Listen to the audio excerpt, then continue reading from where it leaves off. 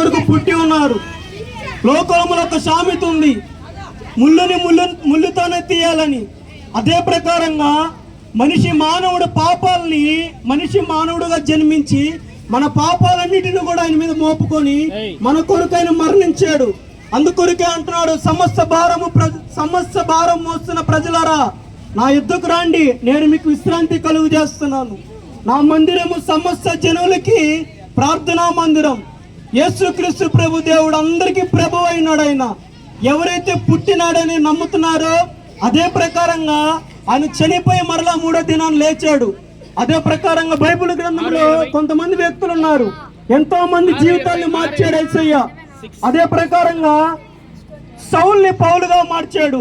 ఈ దినాన మల్లికార్జున మలాకీగా మార్చిన దేవుడు యేసయ్య.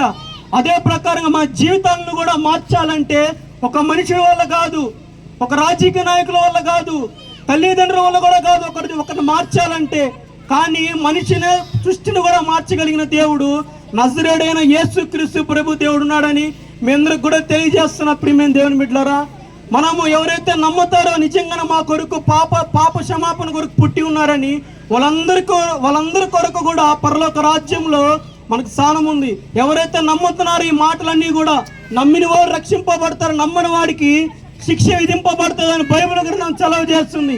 ఈ మాటలు ఎవరైతే నమ్ముతున్నారో వాళ్ళందరూ కూడా యేసు ప్రభు నామంలో మీరందరూ కూడా బాప్తిసం తీసుకొని ఆయన రాజ్యానికి పోవాలని ప్రభు పేరిట మనవి చేస్తున్నాం. ఈ మాటలు కొద్ది మాటలు దీవించి మన హృదయాల్లో జ్ఞాపకం చేయను గాక.